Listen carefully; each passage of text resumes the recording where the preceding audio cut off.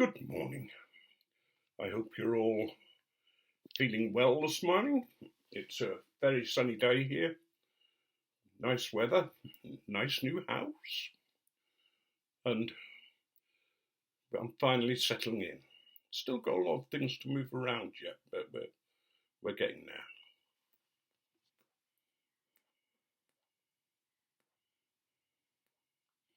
Excuse me a moment while I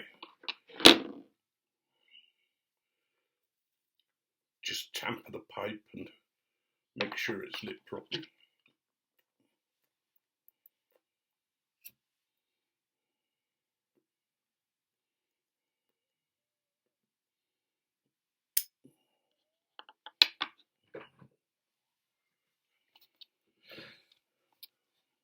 One of the nice things about being a pipe smoker, or primarily a pipe smoker, that little bugger Tim's got me smoking cigars.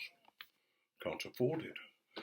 Anyway, one of the nice things about being a pipe smoker, I think, is the time that you can just sit and relax and think.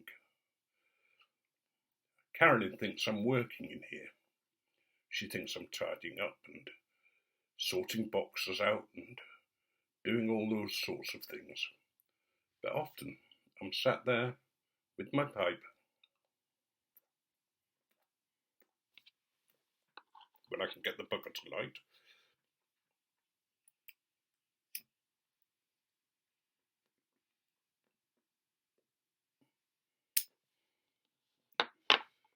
Thinking. I just sit back in my chair, gaze at nothing, and it's amazing what thoughts come through your mind. It's one of the great joys of pipe smoking. It's one of the things that I think make pipe smokers, on average, and usually a calm bunch who sort of take life as it comes. Although we do have our moments. I've had many a moment where I haven't been thinking properly and I've gone off the air like a rocket before I've thought what I should be doing with a person, instead of being kind of sometimes been very cutting. But anyway, you sit there with the pipe.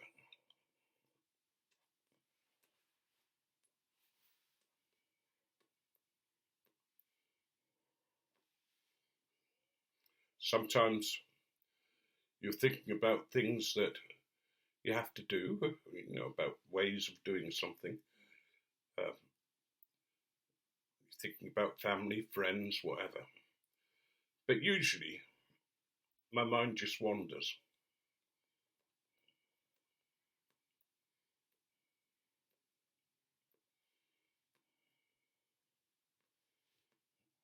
And I can forget all the problems, all the things about life that surround us and that try to push in.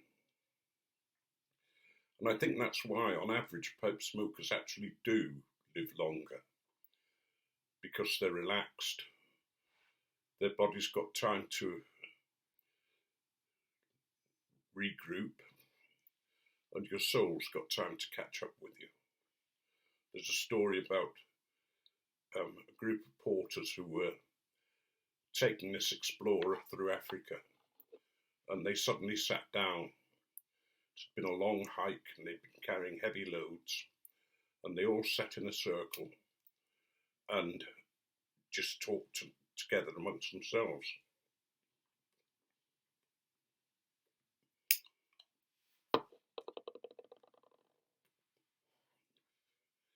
The explorer wondered what was going on, whether he had a rebellion amongst the porters, or whether there was something they'd done wrong or said wrong, or something they'd missed.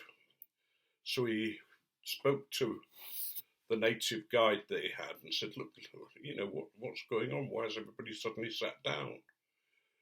And the head porter sort of said to him, well, we've been moving so fast today that they've sat down to give their soul time to catch up with them. And I think we need to do that. We need to sit and we need to just rest and we just need to let things catch up with us. And doesn't matter what we're thinking about, doesn't matter what we're doing, we're just sat there with the pipe, letting our soul catch up with us.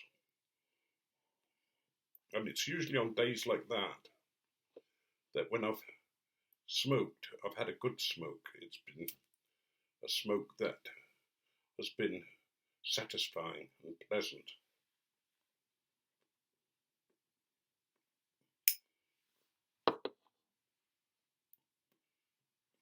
It's been a smoke where the things of the world seem to have suddenly slotted into place, and afterwards I feel refreshed. Doesn't matter what tobacco I've had, doesn't matter what pipe I've had. And I've noticed that some of us smoke for different reasons. Some of us are pipe people, and the important thing is the pipe that we smoke.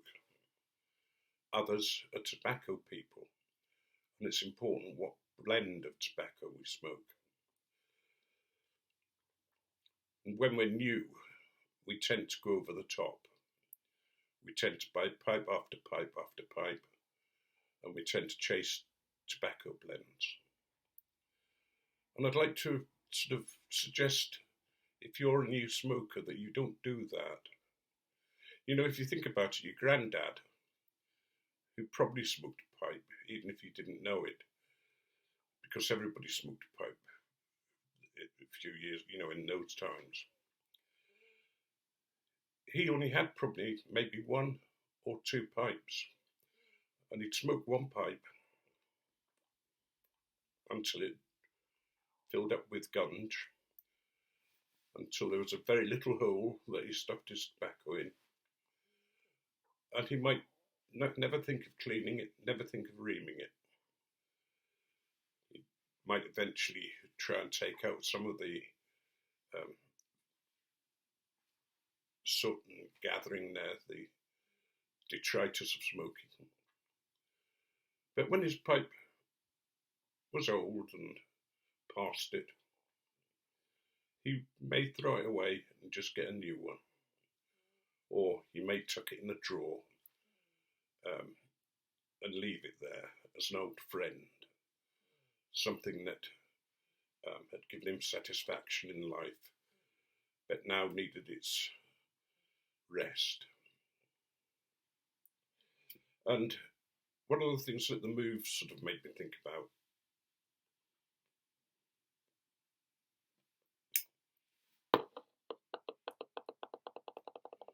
is that time when my body will say to me, well, you've had your however many years, it's time to rest. I've thought over the years of my ministry how many people I've watched die.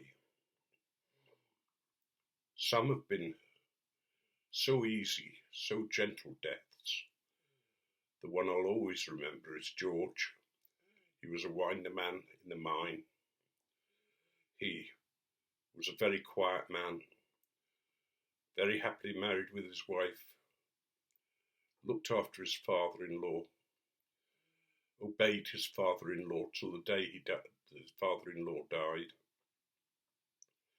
It seemed that George sort of just went along doing what everybody wanted. Then one day his wife rang me up because George was in hospital and she'd have been called to the hospital. George is dying. So we went. I went with her.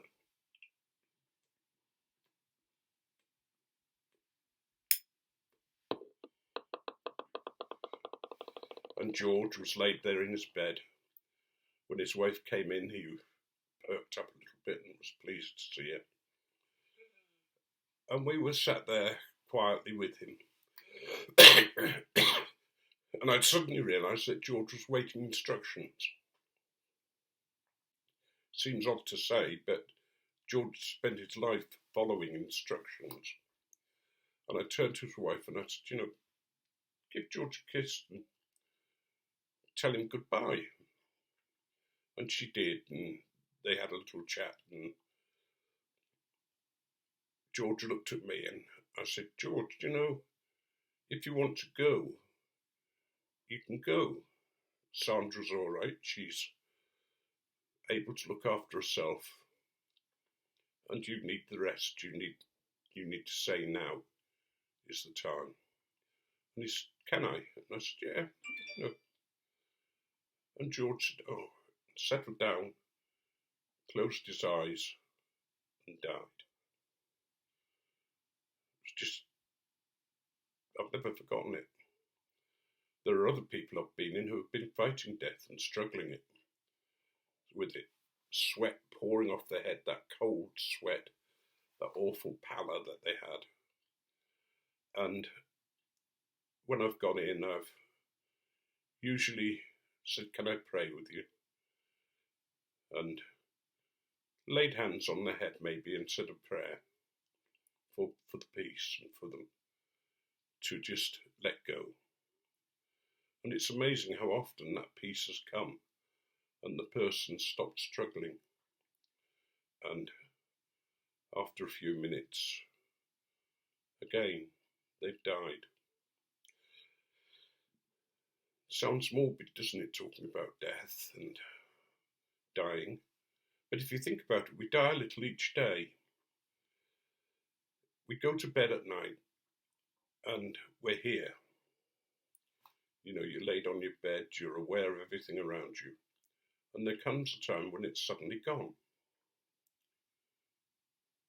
Maybe we have a dream, but maybe we don't. We just wake up as if we've been asleep. And sleeps, for me, is a mini death.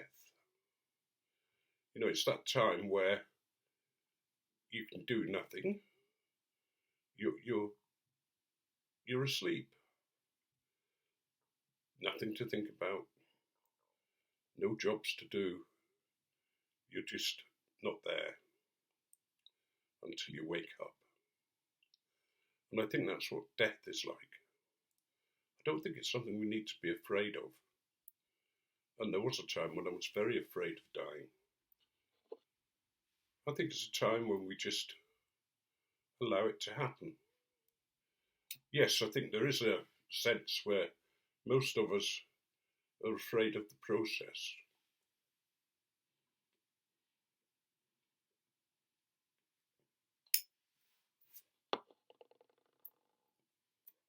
How will it happen? What will bring it on? Will it be an accident? Will I be in pain? That kind of thing. But that's living, that's not dying. The dying's the bit that comes at the very end, when it's almost as if we go to sleep. We just pass on to whatever awaits us. Or if nothing awaits us, well, that's all right. We won't know about it.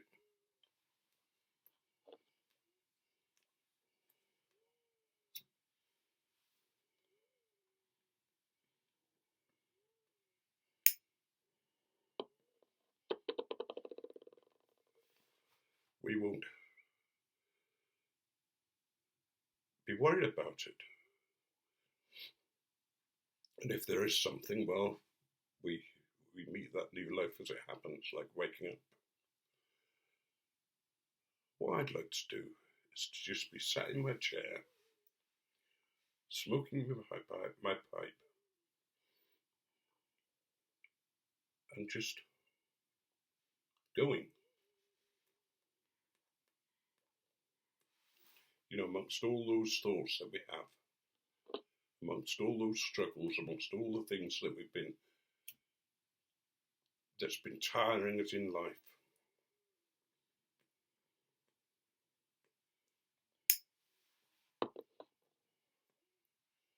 and we've got a good tobacco, a lovely pipe.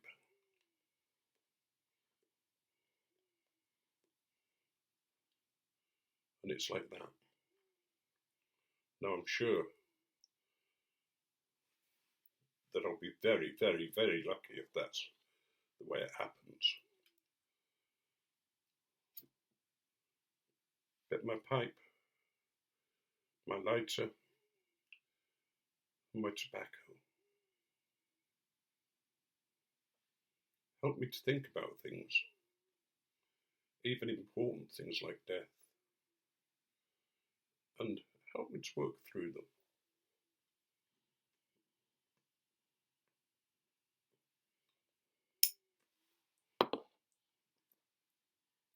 So whatever you're facing today, whether it be good or bad, whether it be hard or easy, if you can, take a few minutes to sit and let your soul catch up with you. Well, I shall leave it there. And just wish you every blessing.